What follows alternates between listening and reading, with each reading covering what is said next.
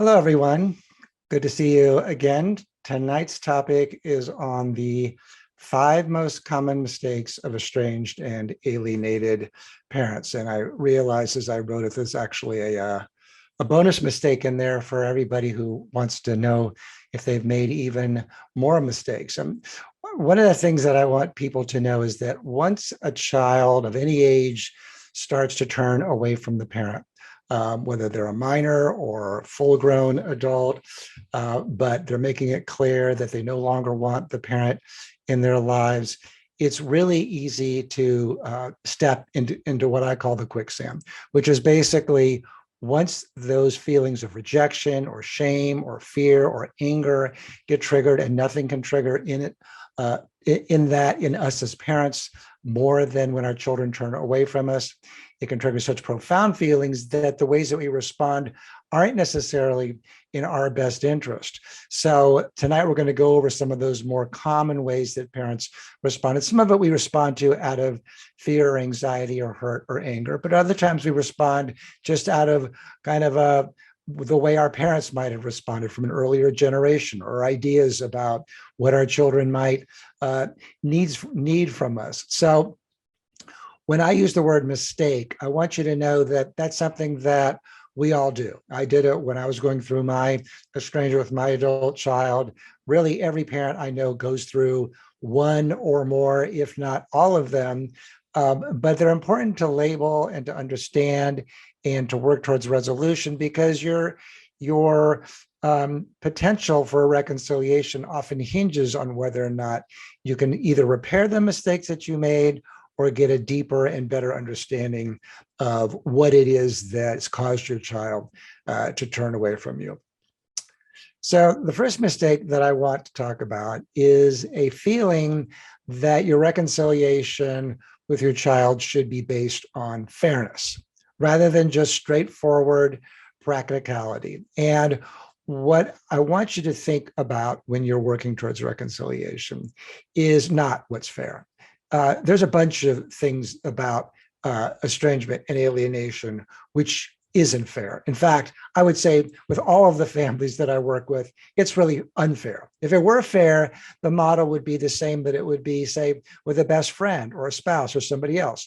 You talk about your perspective, they talk about their perspective.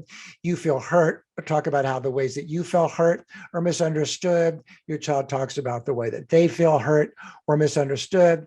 You put your heads together, you try to understand where the other one's coming from, you make sense of it, and then you try to move on as a result. But that's not the case once alienation is in place. It's just not that kind of a dynamic. A lot of adult children will say they want a relationship with a parent that's one that's equal, but it's probably not one that's going to feel very equal to you. It's probably going to feel very one way and very unequal. So one of the reasons that parents make so-called mistakes with their adult children when they do this is that most of us have never encountered anything like this in our lives. You know, the rules and guidelines that are required to reconcile are unlike anything that you probably have had to undertake or understand in the rest of your life, or apply in the rest of your life. So getting back to the notion of fairness, if it were fair, you'd get to make demands about how much time you could spend with your children or grandchildren. You could ask for more. If it were fair, you could demand more empathy and forgiveness for whatever mistakes you did make with your child growing up or have during this period of time of alienation or estrangement. You could demand more commitment. We actually don't get to do that during this period where you're working on healing the distance between you and your adult child. If it were fair, you would get credit for all the money you spent on your child and for all the time you spent, or being the more dedicated parent than maybe the other parent was in the case of a divorce. It's not infrequent that the much more dedicated parent is being kicked to the curb, and the other parent who wasn't that involved in the parenting, who's often the one who's doing the alienating, is now getting the credit for how the child turned out. They're the ones going on family vacations. They're the ones spending time with the grandchildren. If it were fair, that wouldn't happen. If it were fair, you'd get credit for being as good of a parent as your own, or even a better parent than yours, or giving your child opportunities and experiences as a child or young adult that nobody ever gave you. If it were fair, your child would think about that and give you credit for that and would say that, wow, I know that nobody ever gave you the kind of opportunities that you've given me or spent money on me, or schools or therapy or learning specialists or tutors or whatever. If it were fair, you get credit for that. Your child would think, well, yeah, I'm angry or hurt by my parent for X, Y, or Z, but they really invested heavily in my happiness and well-being, so they should get credit for that. But you're not going to get credit for it. If it were fair, your child would understand that when you said you did the best that you could, you really mean you did the best that you could, and that no parent is able to do any better than what they know at the time that they're raising their children, what the parenting pedagogies were at the time they were raising their children, who they were married to, and how that person might have made parenting much more challenging, what their financial challenges were at the time, what their own childhood traumas were that may have made it harder for them to know how to be a good parent. And finally, the way that the child themselves may have made parenting much more difficult, that our children can have their own challenges when they're young and when they're grown that make parenting much more challenging. They can have learning disabilities, anxiety, depression, ADD, autism spectrum, a whole host of issues, what we call child-to-parent effects, which make parenting much more difficult. In addition, once they're grown, they can marry people, what I call the cult of one, somebody who says to your adult child, choose them or me, you can't have both. And so that is, ends up pulling the child away from the parent. If it were fair, you'd be able to speak to those issues and talk about, in fact, how unfair that is. So what I want you to do is give it up. It's not fair. You have to accept that it's not fair, and it's never going to be fair. That ship has sailed. The era where parents could expect a lot more from their children has now gone. We are now in the era of, children feeling like they don't owe the parent anything. And so if there's going to be a relationship with the parent and the adult child, it's going to be because the adult child wants one, not because they feel obligated to have one or feel like the parent is deserving of that, as unfair as that is. So one of the reasons that you want to have this orientation is if you're too preoccupied with the fairness, you're just going to be mad all the time. You're just going to feel like they're being mean to you, and you feel very victimized by them. And that's not the right condition to try to work towards a reconciliation. It's going to affect how you communicate. It's going to make you more demanding and more resentful than you should be. It's going to make you feel like you should talk about all the ways that you feel hurt or rejected or victimized by your child. If it were fair, you'd be able to talk about it, but guess what? It's not fair. So you can't talk about it. In fact, I'll talk shortly about mistake number 2, about why talking about the ways that you feel hurt or rejected or scared or angry also is a mistake, and why that's also unfair. So really, the model that you really should have is one that you would have more when your children were young. And by that, I mean like the age of 2 or 3. And I don't mean that in any disrespectful way to the adult child. I mean that you shouldn't think that it's going to be one of equals where you get to make demands and talk about your feelings of what your needs and requirements are. When I'm doing family therapy, reconciliation therapy with a parent and an estranged or alienated adult child, I'll often warn the parent before therapy that this isn't like marriage therapy. It isn't like you're going to have an equal say over the terms of the relationship going forward, or you'll have an equal say over how you've been affected. No, it's much more like divorce, like where there's been a divorce and the person who left is considering, well, maybe I'll come back into the marriage, but first I need to hear that you're willing to accept my rules of engagement. That's more what it's like. So even though a lot of these children say they want a marriage of that's equal, they don't really want a marriage, not a marriage that's equal, a relationship with a parent of one that's equal. That's not actually really what they want. They want a relationship where you're attentive and empathic to their needs, and you're in a position of repair, and your needs basically, at least in early reconciliation aren't going to be very much on the table. If you're working towards reconciliation, it means that you're going to have to be much more accepting of the reality that it's a one-way street. It's also going to require more patience from you because nothing is more infuriating, humiliating, and devastating than the rejection of an adult child. It also requires patience because it's going to take time. Sadly, it may take years. But another thing that can be helpful to you is to really work not only for your love for your child, because I think that will allow you to not be so mad at them and to assume that they have their reasons for cutting off contact with you, even if you hate those reasons and even if you think those were completely coached by the alienating parent or somebody else or their therapist or their person that they're married to. It's still useful to think about, well, why they doing this? They must have the reasons for doing this. And again, you don't have to agree with it. You don't have to think that they're right, but you do have to understand it. Finally, and I'm still on mistake number one, so you can see why this lecture is going to last for 75 minutes. You have to have an unconditional love for yourself. And this perhaps is the most important of all the advice that I give to parents who are going through this, because it's very hard for parents, moms in particular, to hold on to their value of themselves as a parent when the child turns against them, because nothing makes us feel more unloved, maybe even more unlovable than when our child rejects us and basically acts like all of our years of love and dedication don't mean anything. Nothing makes us feel more like we were terrible parents, let alone people, than when a child does that, even though rationally we might know for a fact that that's not the case.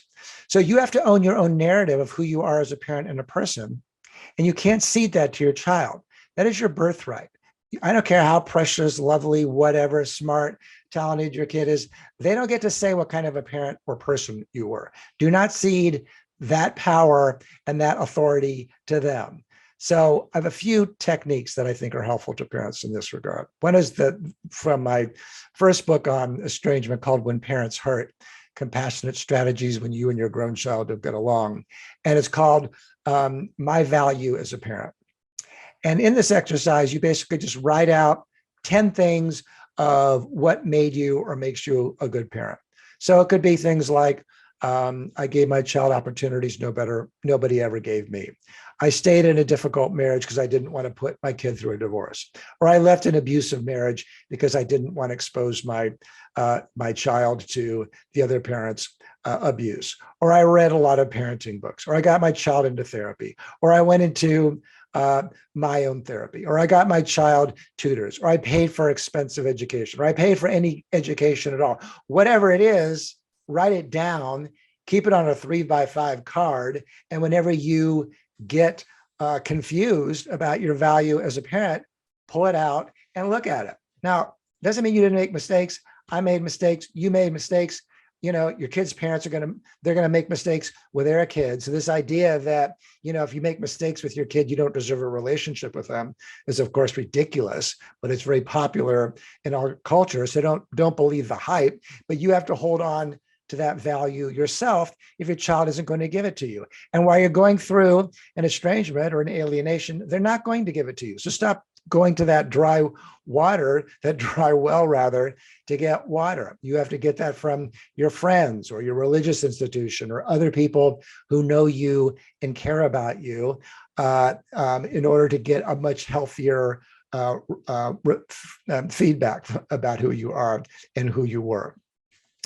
So part and parcel of all of that is being in self-dialogue with who you are as a person and as a parent. So yes, I make a big deal out of making amends to adult children because I think it's one of the best ways to get on the same page with them, show them that you're willing to accept their terms, their rules of engagement, take responsibility. It's also good for your self-esteem as well and your own self-repair to acknowledge your mistakes and face them and not try to hide them from yourself or your child.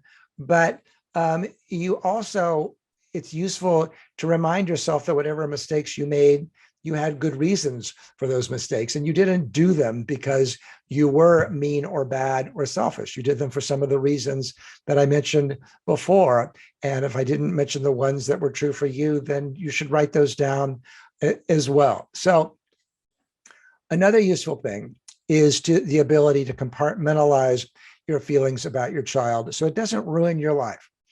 Estrangement and alienation have the power to ruin a parent's life. Your kid does not deserve to ruin your life. Again, I don't care how adorable they are or were or how much you love them or whatever. They don't get to ruin your life. Do not let them do that. So there's a bunch of different ways to do that. One is to write out that exercise. The other is to get feedback from people who know you and love you. The third is the ability to compartmentalize them so you're not thinking about them. It's so easy for parents, moms in particular, to ruminate, which means to turn something over and over and over again in your mind. And a useful way to think about that is the notion that anxiety is living in the future, depression is living in the past, and resilience comes from living in the present, resilience and joy. Now, the reason that I think that's such an important frame is that if you can catch yourself how you're thinking about your estrangement or how you're thinking about yourself, you're probably thinking either in the past or the future. If you're thinking in the past, you're regretting, you're shaming yourself, you're feeling sorrowful, guilty. If you're thinking in the future, you're catastrophizing, you're future tripping, you're worried about whether you're ever going to talk to your grandchildren or children again or see them. And you have no control over that in terms of the future. So far better to work on, whether it's meditation or prayer, some kind of present-centered activity where you turn toward your feeling rather than away from the feeling, where you allow the feeling to come into your awareness rather than to feel like, no, I can't face that feeling. It's too painful. It's too awful. Again, that's why amends letters work. You kind of go like, all right, let's get it all out on paper. Yes, I could see why you felt neglected, hurt, whatever by me. Here it is. It's all written out. If you write it out, then you're in a position to be able to kind of go, well, there it is, and face it. It's what we talk about as exposure therapy, in cognitive behavior therapy. The idea that if you continue to expose yourself to that of which you're the most afraid of, the thought or the feeling or the belief starts to lose its hold. It's kind of like if you go see a scary movie, right? First time you see it, you're scared if it's doing its job, right? Oh my God, this is where the guy comes in with an axe, starts cutting up people. That's horrifying. Watch that movie 10 times.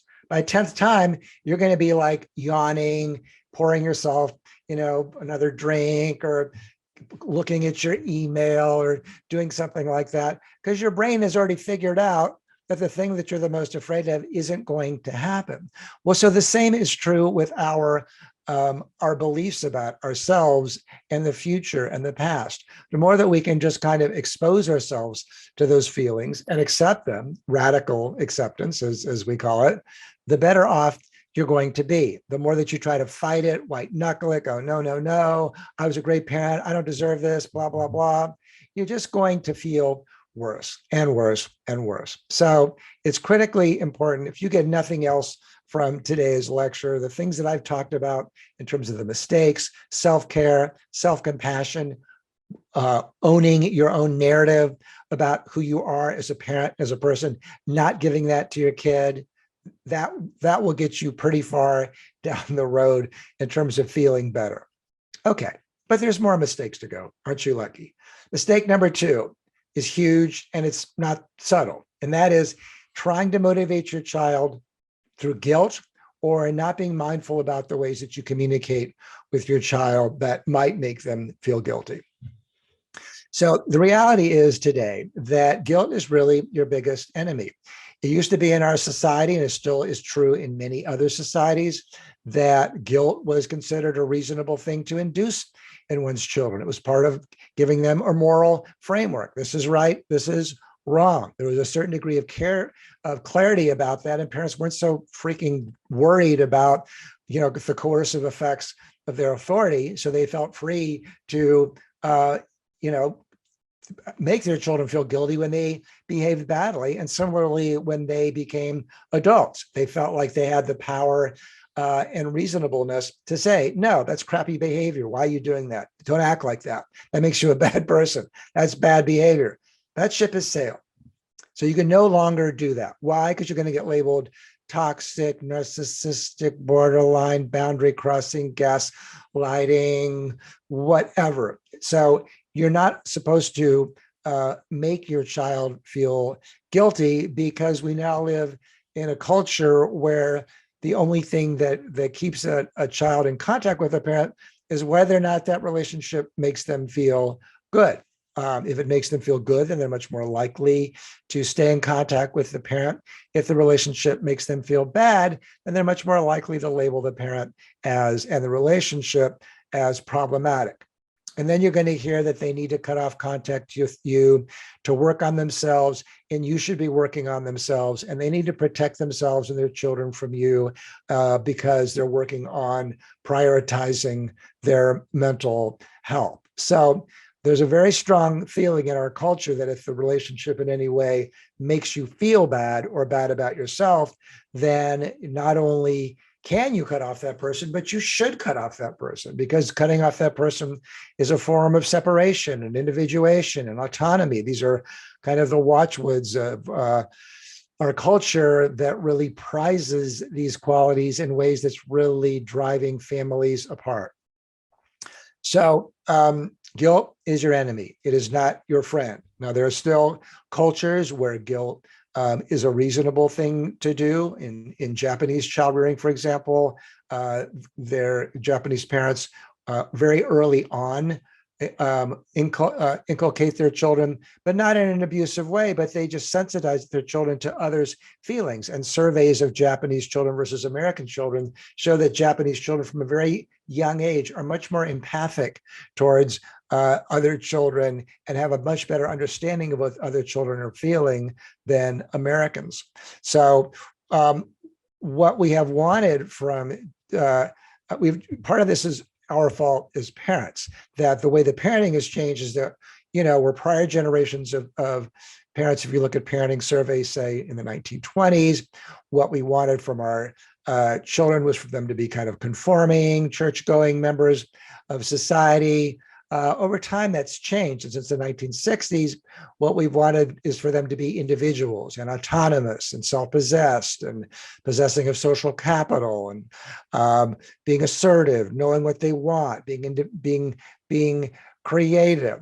And at the same time that in the early 1900s and before, there was the notion that stress and difficulties in childhood and in life would make children stronger, it'd build character, strong backbone, put hair on their chest.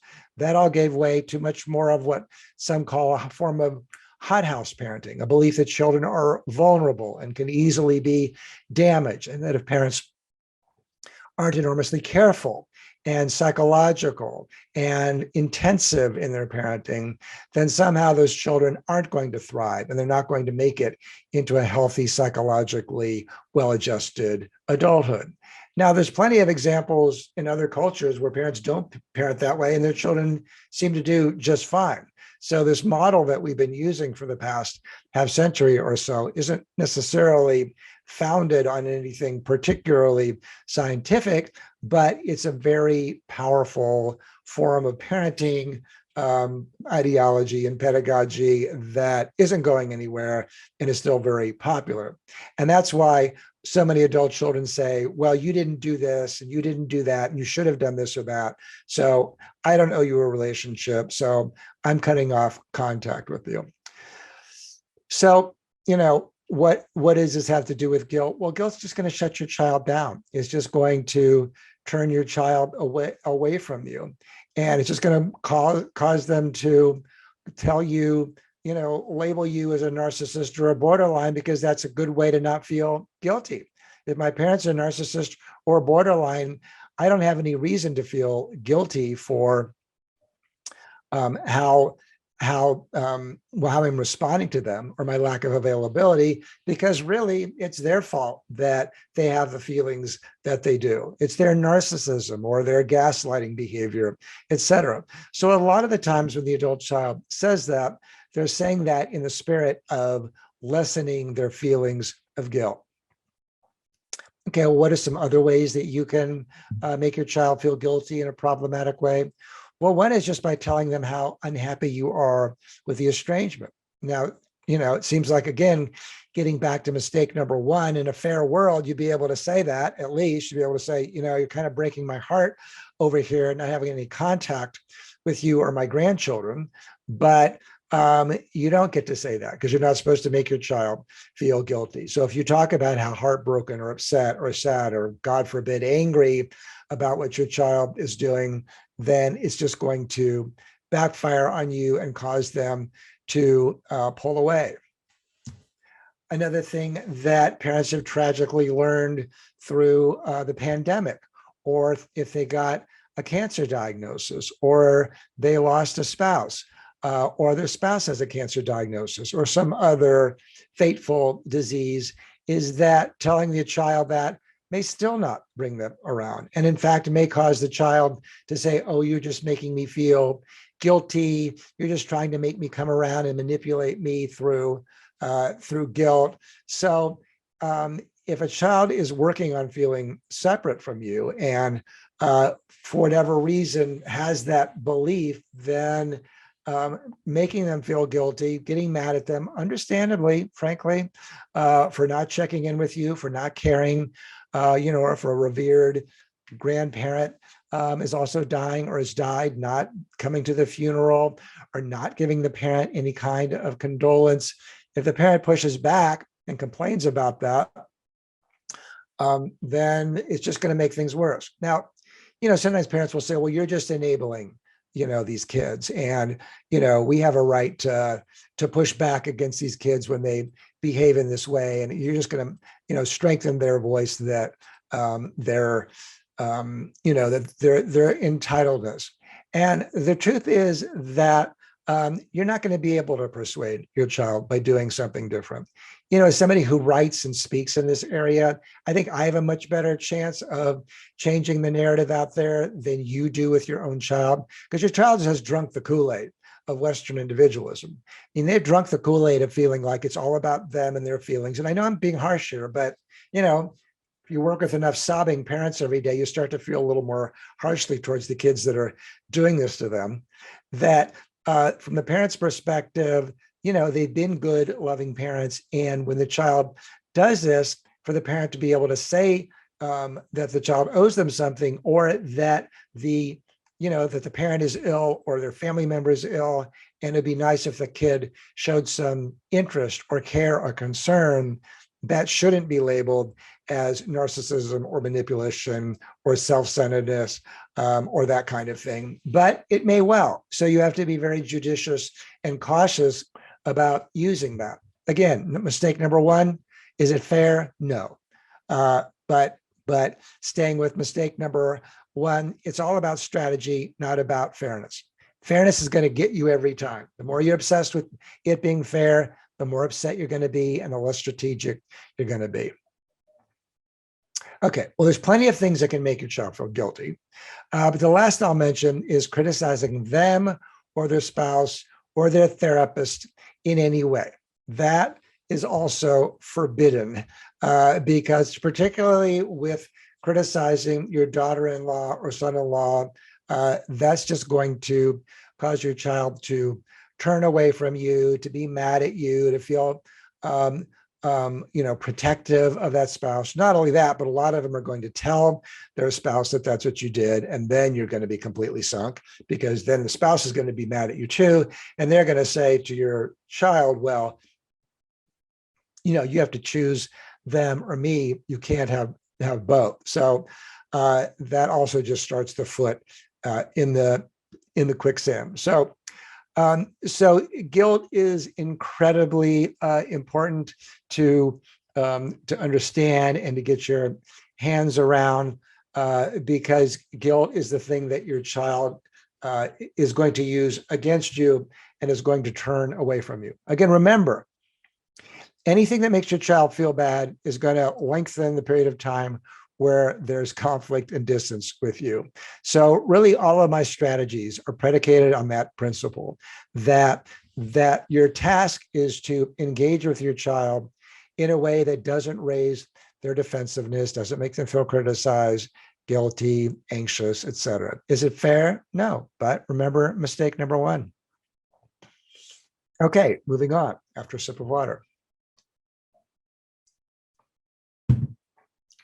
Mistake number three has to do with the way that you make amends to your child. Now, if you follow my work at all, you know that I make a big deal about the importance of writing an amends letter. And that's because in my research and in my clinical practice, I found that helping parents write a really good, solid letter of amends is really one of the most important active things that they can do to move the relationship towards reconciliation. Now, that said, there's really nothing I can say that's going to work every time for every child. Even if I write the most perfectly crafted amends letter, your kid may still not open the door. Why? They may be too influenced by the person that they're married to. They may be too brainwashed or alienated by your ex. Their mental illness may make them unable to see you with any clarity. They may need to blame you for how their life turned out and feel and have a narrative that it's not their fault, their life turned out poorly, it's your fault. Finally, they may need to maintain the estrangement because it's the only way they know how to feel separate from you. That one of the downsides of all the careful, conscientious, involved parenting that we've been doing over the past half century or so, particularly the last 3 or 4 decades, is that sometimes our kids get too much of us and they don't know any other way to feel separate from us than to cut off contact with us. You know, I've heard more than one adult daughter say, you know, I just need to cut off contact with my parent just so I can get her voice out of my head and hear my own voice. It's what I call lose your parent, find yourself. Or another way to think about it is sometimes the adult child has to forget about the parent in order to find them again. And what do I mean by that? Well, for some adult children, the parent just looms too large in their mind. So sometimes when they're diagnosing the parent, blaming them, shaming them, et cetera, it's really a way to shrink the influence that the parent has over their psychic life. But the parent just has too much, they're just too alive inside of them. So sometimes when adult children are going no contact or out of contact or rejecting the parent, it's partly really in the service of just feeling separate from that parent. And again, sometimes it's perfectly loving, well-meaning, highly conscientious parents. Sometimes it's parents who were, you know, a little too anxious and the kid doesn't know any other way to separate themselves from that parent's anxiety other than to be completely removed from them. So in terms of writing an amends, you know, one of my recommendations is always to start from speaking to the kernel of truth in the child's complaints. Now, maybe there were really serious mistakes and you can just write those easily. We've all made them, frankly. But either way, your amends have to be made in a very non-defensive, vigorous way where you don't try to qualify it. Now, what do I mean by qualify it? I mean, saying things like, well, you know, I did the best that I could. That's for your self-dialogue. Remember before I was talking about self-dialogue versus the dialogue you have with your child? Your self-dialogue is, I did the best I could. Or it's not my fault your dad was never there. Or it was all your mom's fault that I left or that you have, you know, been brainwashed against me. Or you were a difficult child. Or your memory of me or the past is all wrong.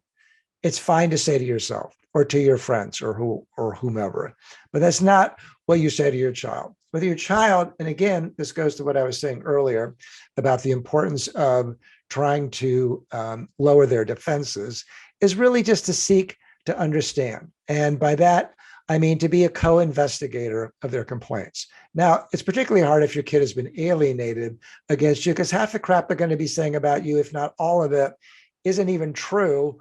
Or, you know, even if it has a kernel of truth, has been completely blown up or inflamed by your ex, you still have to find some way to speak to it. Why? Because they believe what they believe.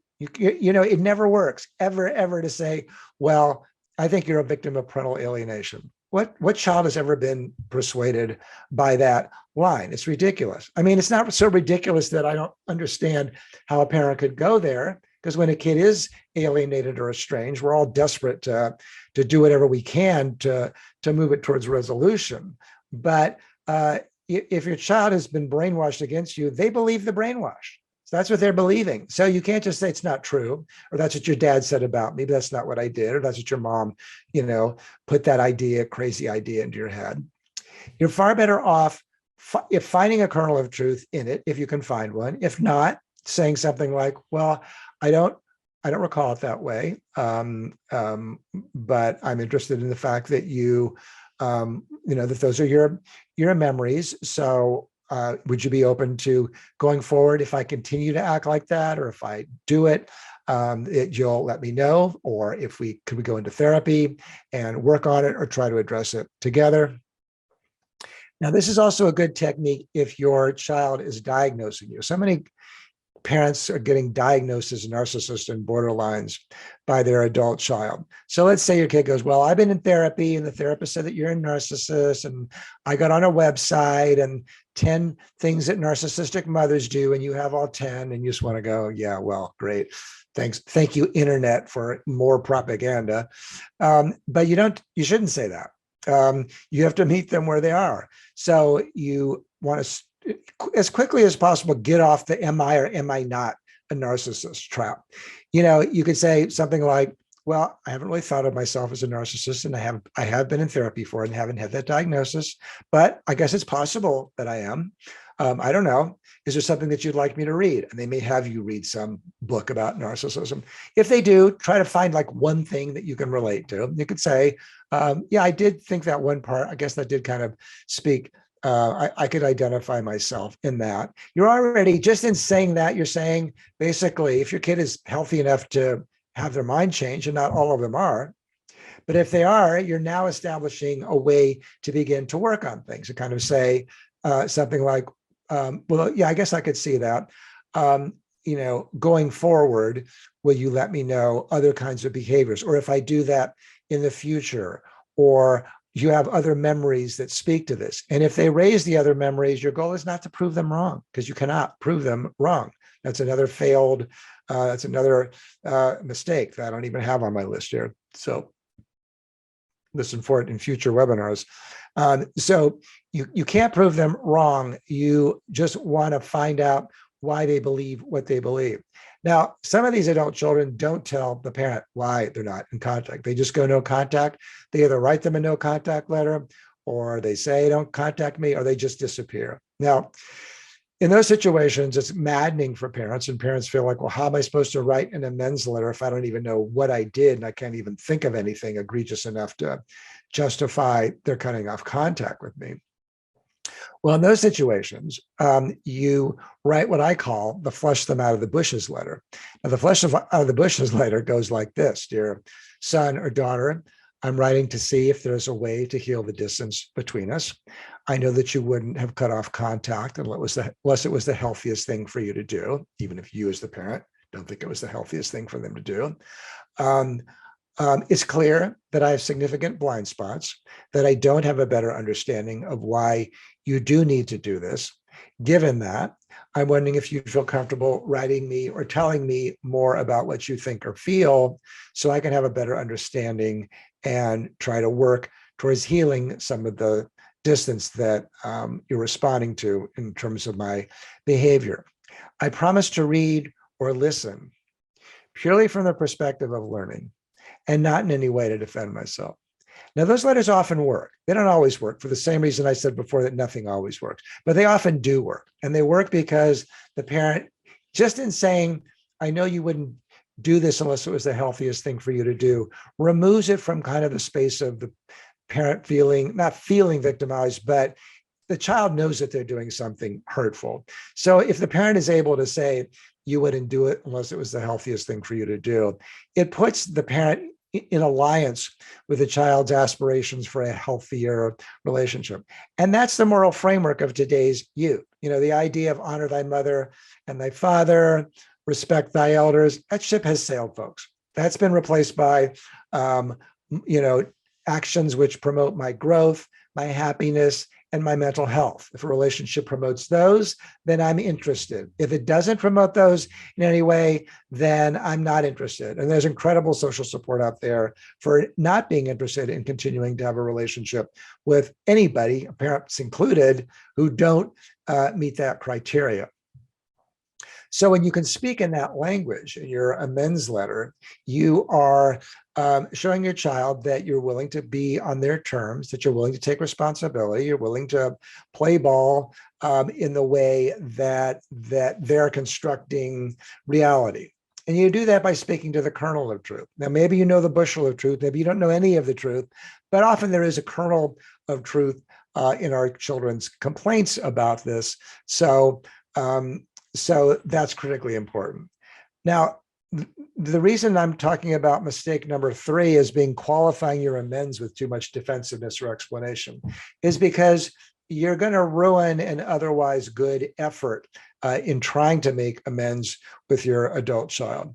If you say things like, I was going through a hard time, I did a lot better job than my parents did with me, or you're making it a lot worse than it really was, or what about last year when you told me I was the best dad or the best mom ever, or what about all the wonderful times we had, or what about all the ways that I sacrificed for you, or don't you have any good memories of me or our relationship or whatever.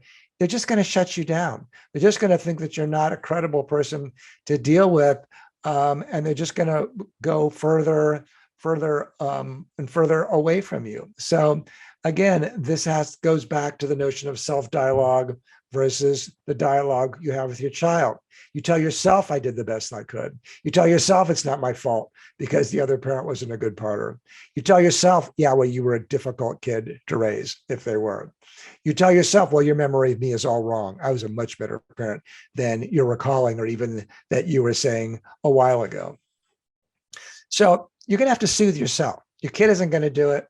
And they're not going to tell you were a good parent, or they're not going to be even in touch necessarily with all the memories of all the good things that you did and all the videos you have of them smiling and laughing and all the things that break your heart to look at now. Again, mistake number 1, it's not fair. If it were fair, you'd get empathy, you'd get understanding, you'd get dedication. Your child would be willing to reassure you. But they're just not going to do it. So what you say to your child is different from what you say to yourself. What you say to yourself is to soothe yourself in the same way that if you were a loving parent would to yourself as a child.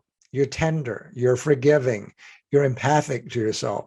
If you did make big mistakes, you have compassion to yourself for why you made those mistakes. You don't frame them in a way of like, oh, you should have known that, or you were too harsh, or no wonder your kid isn't talking to you, or of course they rejected you. Everybody rejects you. No, you think you talk to yourself in the way that you would if you were being, a very kind and loving parent to your own inner child. So one of the ways to think about this is to think about it from the perspective of separate realities. The separate realities is the idea that you could objectively been a great parent, or anybody who watched you growing up could have felt and observed you to be and evaluated to you have been a great parent. But your child may have viewed you differently. They might have needed something more from you. And I call it the separate realities because in every family, if you have a family member of family, of 5 people, there's probably going to be 5 different realities of what the family was like, what the parents were like, what childhood was like. I mean, I have 2 brothers. We have very different memories of my parents, who they were, kind of based on our birth order and our temperaments and our personalities and what we evoked in our parents, et cetera. So you don't want to get too much into the rightness or the wrongness of it. If your child says, you were X, Y, or Z to me, and I needed you to be different, just accept that they might have needed something different from you than you were, able to give or able to see. But don't get into the right or wrongness of it. Don't try to respond from your perspective. Try to respond from their perspective, meaning that you come say something like, yeah, I get it. You really felt that I wasn't as involved with you as you wished I'd been. Now, you may have been the most involved parent in the world, objectively, but your kid's saying, yeah, you weren't as involved as I needed you to be. You can just say, yeah, you felt that way.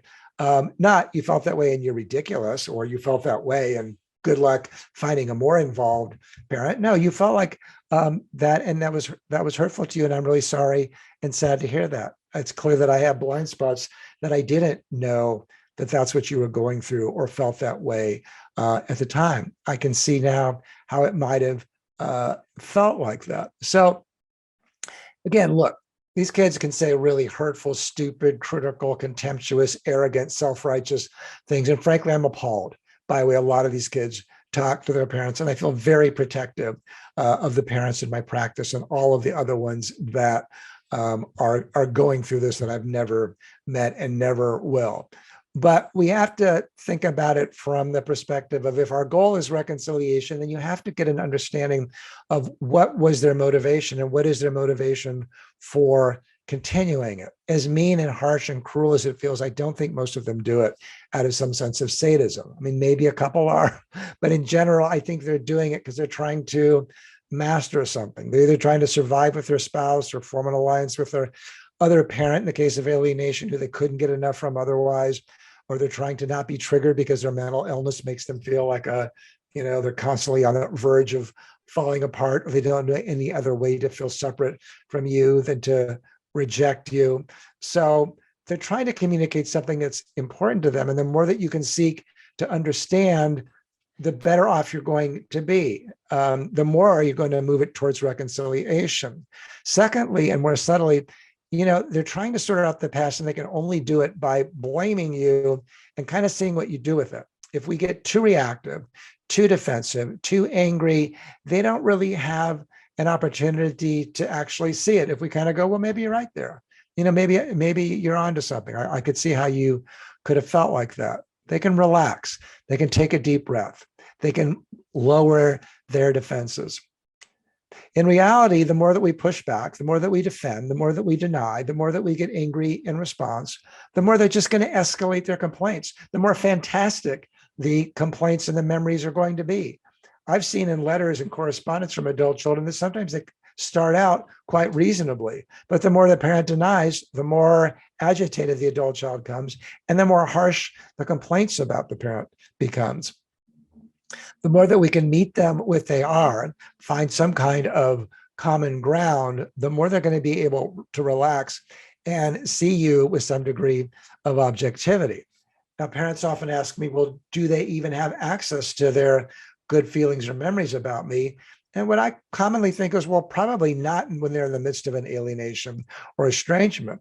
But if you can be engaged with them in a way that doesn't cause them to feel defensive or criticized or shamed or pushed away or made to feel guilty or stupid, then they're far more likely to lower the defenses that are keeping them from seeing you in a good way or seeing all the good, loving things that you did for them as a parent or as a person. So another reason that adult children say really critical, hurtful, cruel things is that they're just trying to separate, and they don't know any other way to feel separate from you than to put a wedge between you and them. And it's sort of a way of having a boundary. If they were healthier and better off, they'd be able to say what, a handful of adult children can say, which is, look, I just need more time. It isn't your fault. I just need some time to be on my own. You didn't do anything wrong. I'll be back in touch when I'm able to. Some are able to do some version of that. Most can't. Most have to blame the parent in the same way that when people get divorced, they may just feel like the marriage has outlived its usefulness and they'd just be better off separating. Instead, they have to say how terrible the other person was and how neglectful they were and blah, blah, blah. Well, the same is true if an adult child needs, for whatever reason, to feel separate from the parent. And again, sometimes we've given our kids too much. And I don't mean materially, we've just given them too much love or tenderness or attention. And they're like, enough already. I need to sort of figure out who I am on my own without your help. And that's why I've heard more than once this idea that I don't know any other way to get my parents' voice out of my head than to separate, than to just be completely estranged. Okay, moving on. Mistake number 4. Okay. Mistake number 4, if you haven't already figured it out, is returning fire with fire. So, I hope I've made it clear that I totally get how any parent who's going through estrangement or alienation has a right to be furious. When you're going through it, you feel devalued, misunderstood, shamed, humiliated, rejected, kicked to the curb, your child has taken the most vulnerable, tender part of you and rubbed your nose in it. You feel blamed for things that you never did or said, or if you did say or do them, should be fairly balanced out by all the loving, dedicated things that you did as a parent over your many years of parenting. So a lot of parents wonder, should I even keep trying? And as I've said, a lot of these kids are frankly abusive. They're abusive in their blame, in their coldness, in their lack of empathy, in their contempt. And of course, that can create enormous pain in the parent.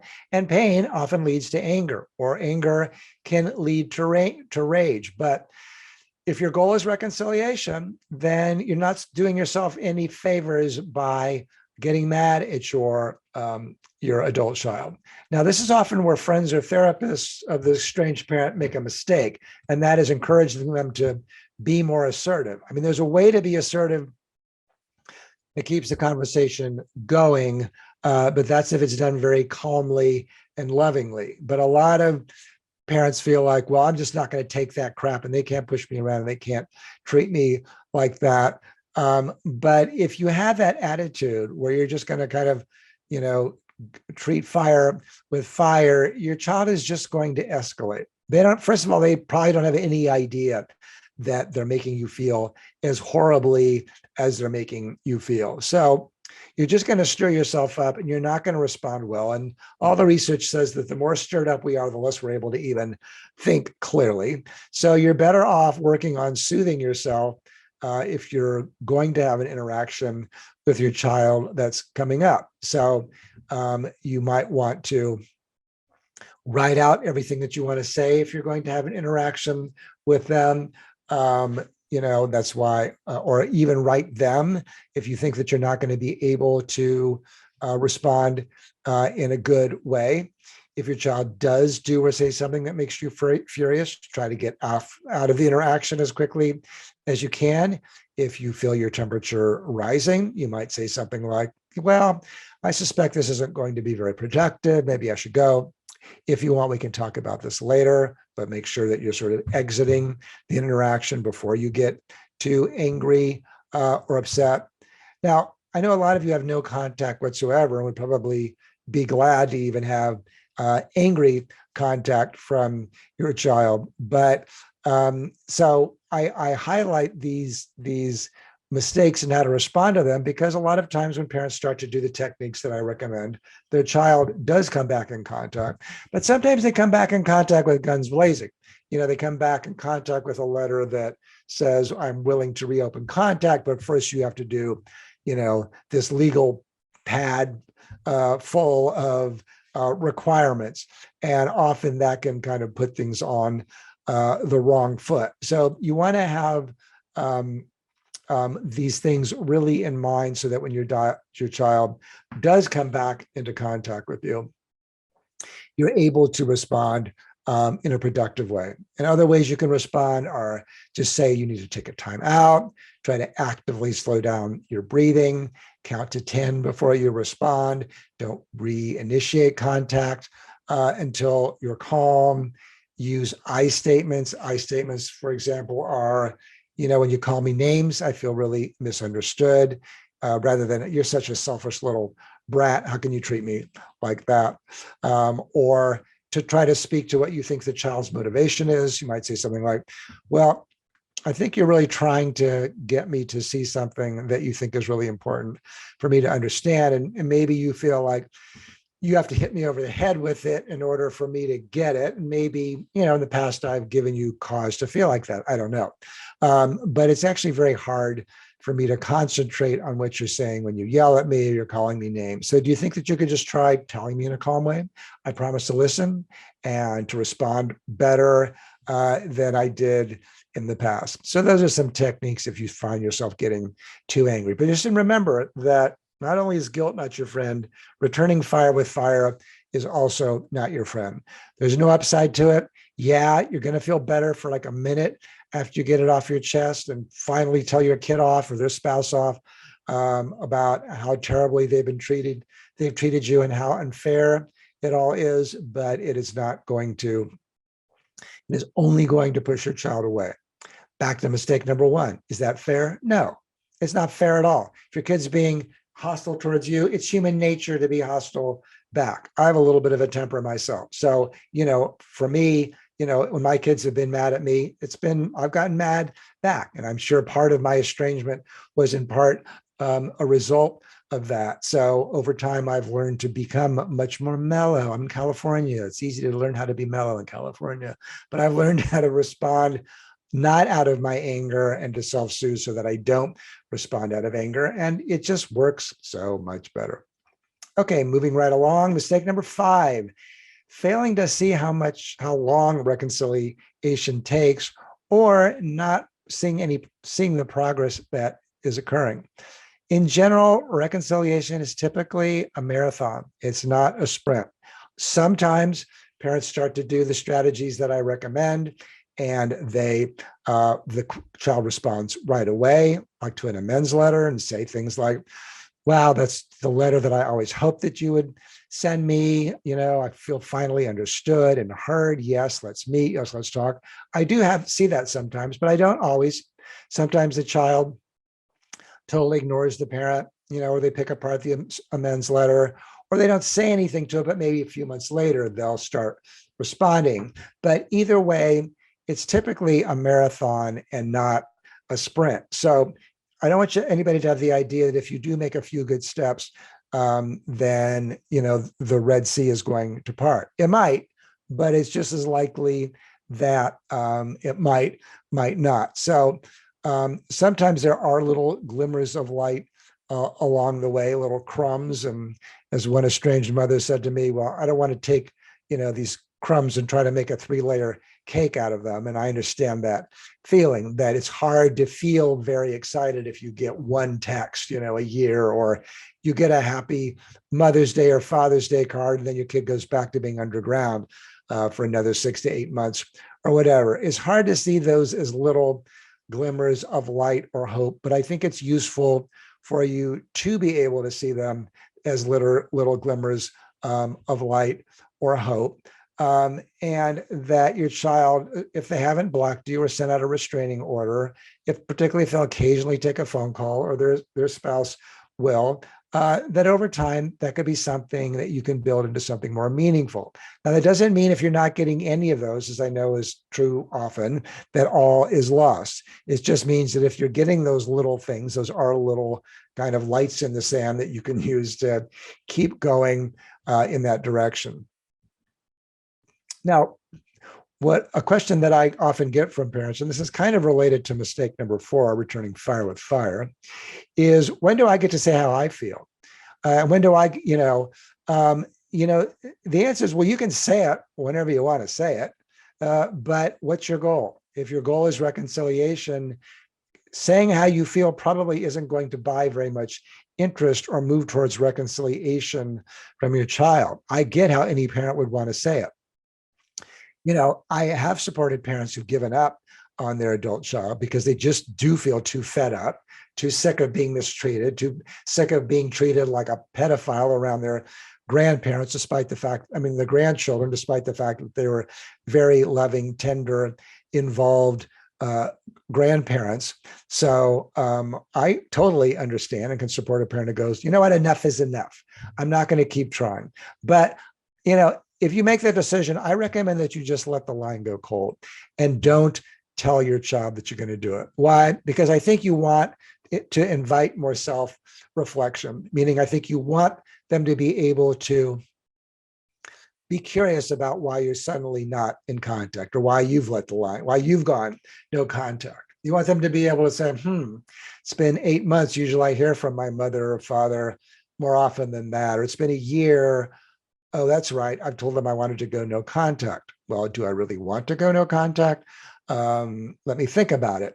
Whereas if we're kind of constantly circling, above them with the occasional gifts or, texts or whatever, they may never have enough time to kind of calm themselves down. So that's why for some parents, particularly those who've gotten restraining orders sent or threats of getting attorneys or the police, or they just get completely, enraged every time the parent reaches out to them, I typically recommend that those parents let the line go cold for at least a year.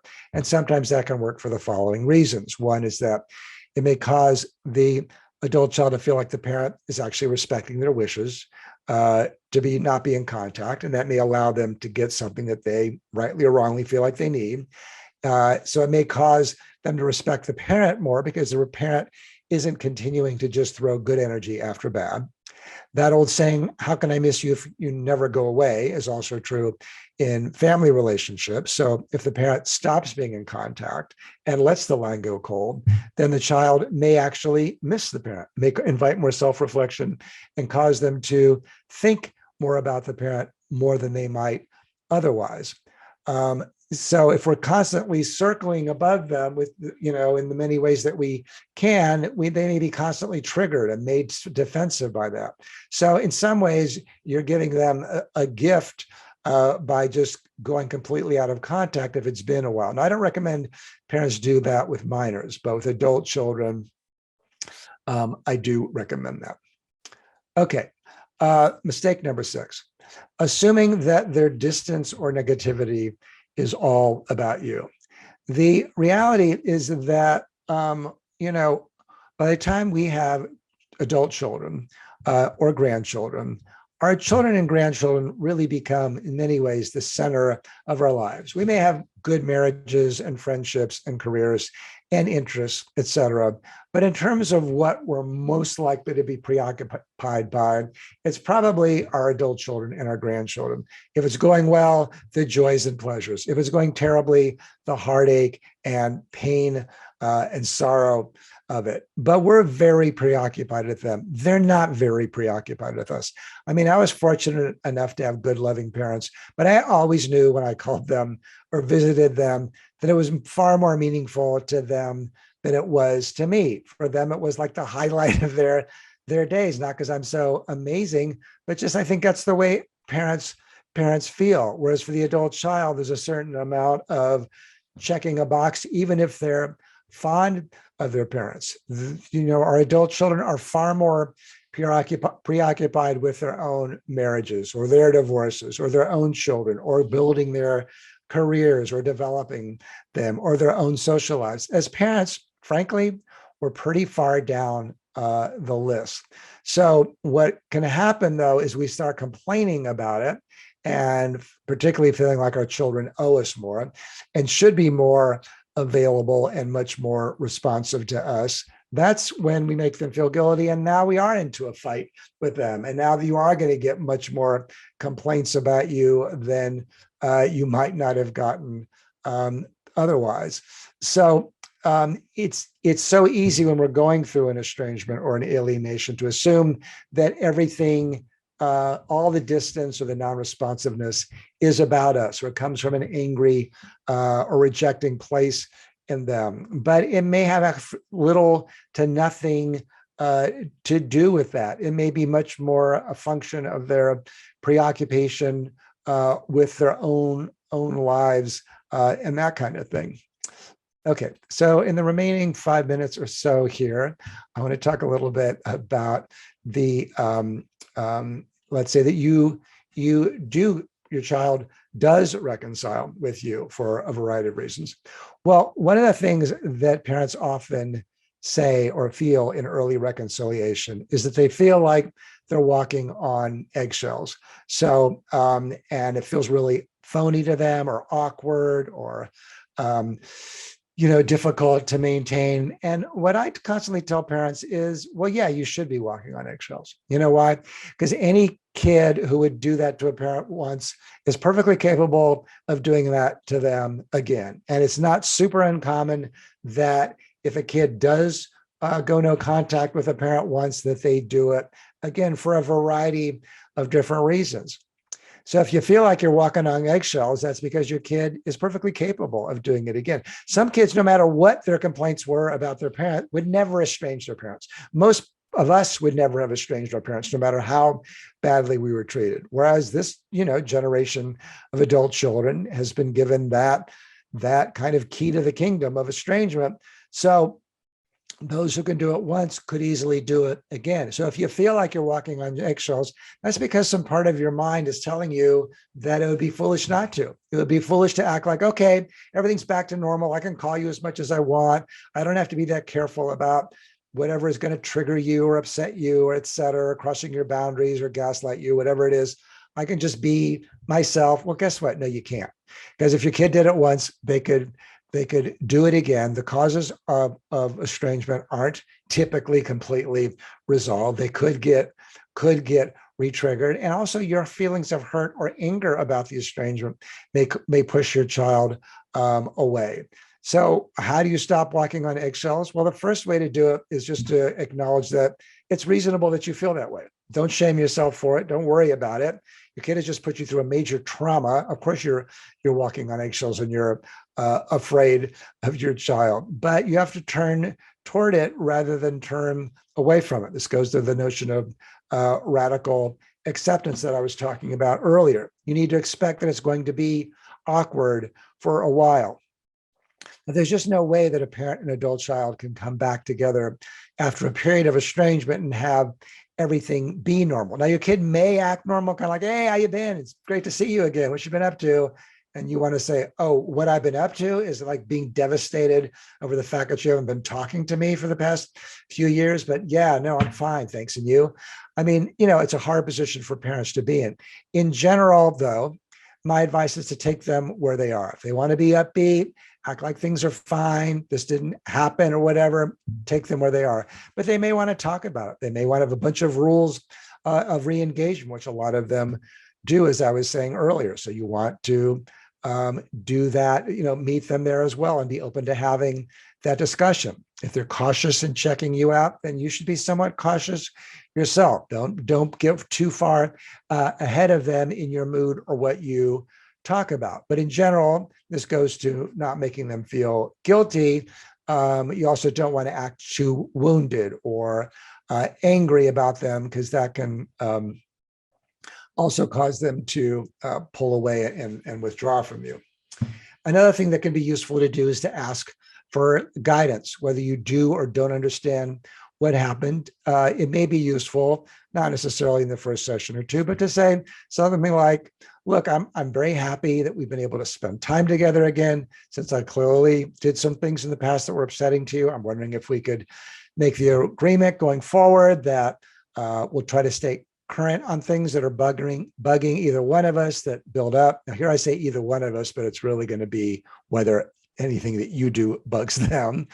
The main point is that you're encouraging them to tell you what's bothering them, and that alone will gain you credibility and increase the chances of their communicating with you.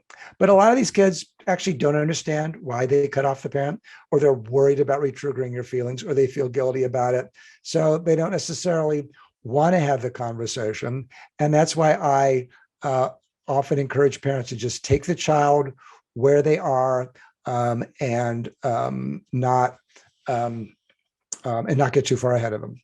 Okay, finally, parents often want to know, well, how often do I have to keep apologizing for whatever mistakes that I made? And, what I say is write one really good amends letter according to the guidelines that I laid out in my webinars, which you can find on my website or email me, or maybe I've even given something like that here or will in the future if Elaine has her way.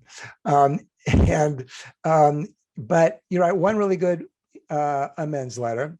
And then if you get no response 6 to 8 weeks later, you write a follow-up that just says, Hi, checking in, just wanting to see if you had a chance to review the letter that I sent to you. I'm sure there were things that I left out that would have been good to have included, but I wanted to see if there was a way to get a conversation started. I hope you'll let me know if there are things that you'd like me to work on, or if you're open to doing family therapy, I would welcome that as well. Love mom, love dad, boom, you're done. You don't feel like you have to do anything more. You don't have to keep apologizing. You did it. Now it's really in your kids' camp. If they want to be a stand-up person and accept the olive branch, then great.